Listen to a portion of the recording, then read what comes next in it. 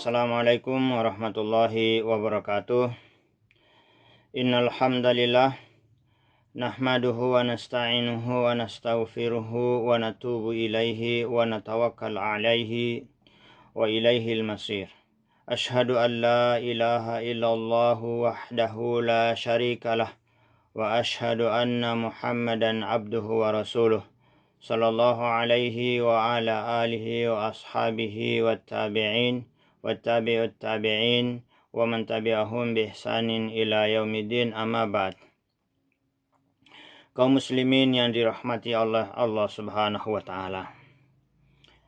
Dalam kesempatan ini kita mencoba untuk menyelami beberapa amalan yang ada kaitan eratnya dengan bulan Ramadan. Kalau boleh kita istilahkan, beberapa amalan yang ada kaitannya dengan Ramadan ibarat dua sisi mata uang yang tidak dapat dipisahkan satu dengan yang lainnya. Amalan yang pertama adalah puasa. Sebagaimana firman Allah Subhanahu wa taala di dalam surat Al-Baqarah ayat 183. A'udzu billahi minasyaitonir rajim. Ya ayyuhalladzina amanu kutiba alaikumus siyamu kama kutiba alal ladzina min qablikum la'allakum tattaqun. Telah diwajibkan atas kalian berpuasa sebagaimana diwajibkan kepada orang-orang sebelum kalian agar supaya kalian menjadi orang-orang yang bertakwa. Rasulullah sallallahu alaihi wasallam bersabda di dalam hadis yang diriwayatkan oleh Imam Bukhari dan Imam Muslim, "Man shoma Ramadhana imanan wa ihtisaban, ghufira lahu ma taqaddama min dzambihi." Barang siapa yang berpuasa karena panggilan iman, karena mengharapkan ridho dan kasih sayang Allah Subhanahu wa taala, maka dosa-dosa tahun sebelumnya diampuni oleh Allah Subhanahu wa taala. Itu poin yang pertama. Maka sudah selayaknya bagi seorang muslim betul-betul menjaga puasanya, jangan sampai dinodai. Poin yang kedua, Ramadan dan Al-Quran. Di mana di dalam bulan Ramadan itulah Al-Quran diturunkan oleh Allah Subhanahu wa taala sebagai pembeda antara yang hak dan yang batil, dan juga sekaligus sebagai petunjuk bagi manusia. Sebagaimana firman Allah Subhanahu wa taala di dalam surat Al-Baqarah ayat 184.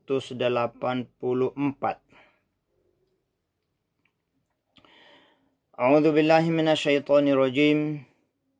Syahrul Ramadan alladzi unzila fihi al-Qur'an hudan lin-nasi wa bayyinatin minal huda wal furqan.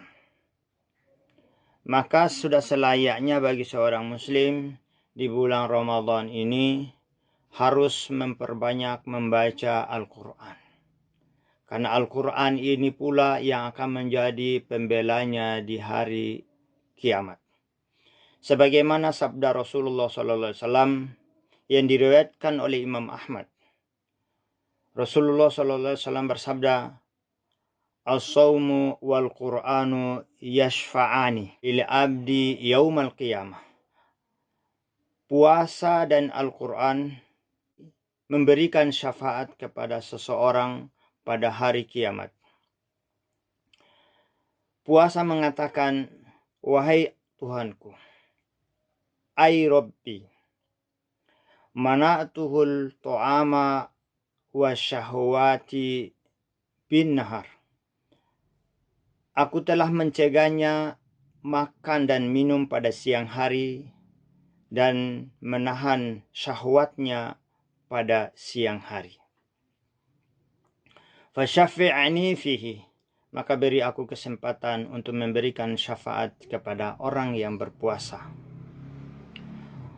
Wa qala al-Qur'an, dan Al-Quran juga berkata kepada Allah Subhanahu wa taala, "Mana'tuhu nauma bil-laili." Aku pun telah mencegahnya untuk tidak tidur sepanjang malam.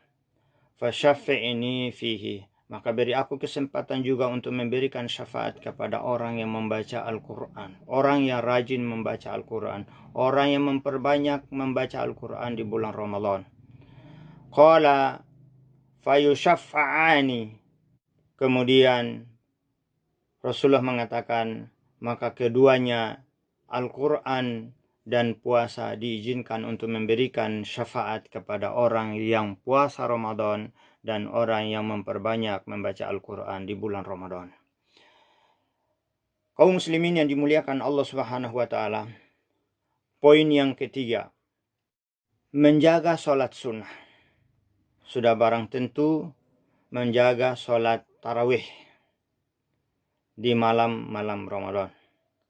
Tetapi bisa kita perluas lagi, selama bulan Ramadan semua sholat-sholat sunnah harus terjaga dengan baik atau harus dijaga dengan baik, termasuk sholat rawatib dan sholat-sholat sunnah yang lainnya.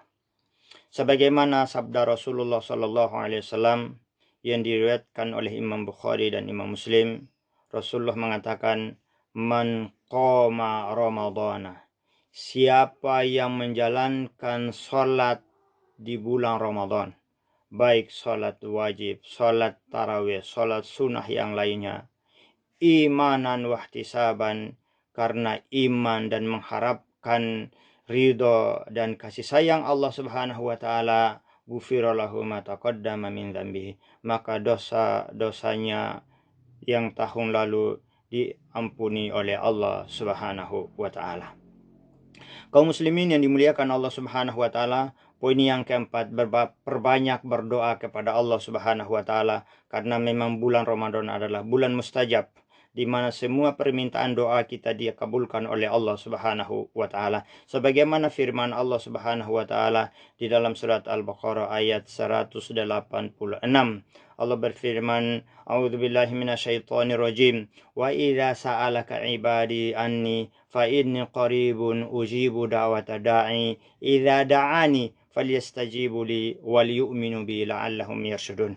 Apabila ada hamba-hambaku yang bertanya tentang aku atau meminta kepadaku, berdoa kepadaku, maka semua permintaan dan doanya akan kukabulkan, akan kupenuhi.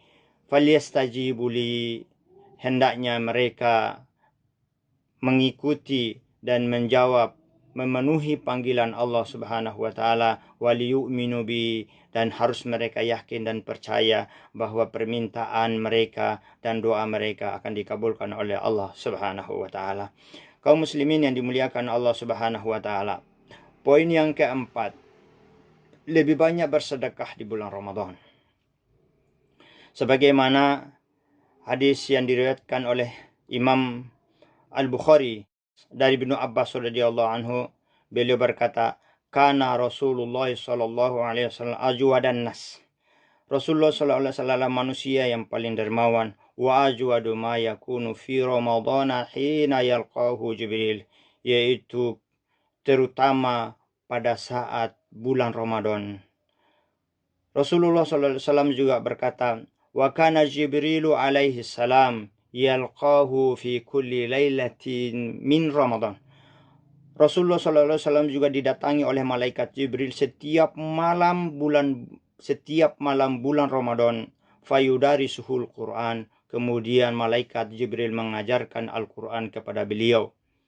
Fala Rasulullah SAW ajwadu bil khairi. Rasulullah SAW lebih-lebih kedermawanannya melebihi min rihil mursalati, daripada angin yang berhembus.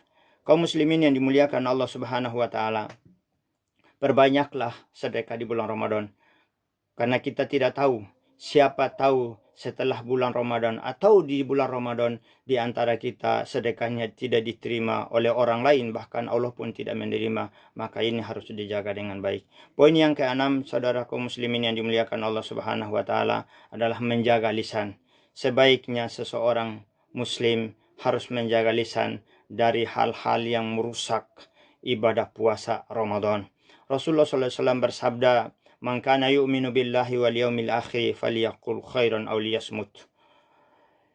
Barang siapa yang beriman kepada Allah Subhanahu wa taala dan hari akhirat, hendaknya ia berkata baik. Kalau tidak bisa lebih baik, ia diam.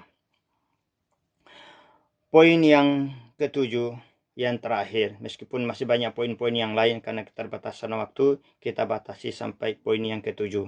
Poin yang ketujuh, harus memperbanyak istighfar atau bertaubat kepada Allah Subhanahu wa taala. Karena Rasulullah Shallallahu alaihi wasallam bersabda di dalam hadis yang diriwayatkan oleh Imam Tirmidzi, beliau mengatakan, wa ragima anfu rajulin dakhala alaihi Ramadan thumma salakha qabla an yughfar lahu. Sungguh celaka bagi seseorang yang didatangi bulan Ramadan atau di dalam bulan Ramadan, setelah Ramadan berlalu, dosanya tidak diampuni oleh Allah Subhanahu wa taala. Inilah manusia yang paling celaka selama bulan Ramadan, dan keluar dari bulan Ramadan, dosa-dosanya tidak diampuni oleh Allah Subhanahu wa taala. Nauzubillahi min dzalik. Mudah-mudahan kita dijaga oleh Allah Subhanahu wa taala untuk tidak merusak amal ibadah kita selama bulan Ramadan, sehingga dari beberapa poin yang ada di dalam penyampaian kita ini bisa kita jadikan barometer untuk menjaga puasa kita sampai akhir bulan Ramadan. Hadanallahu wa iyyakum ajmain. Wassalamualaikum warahmatullahi wabarakatuh.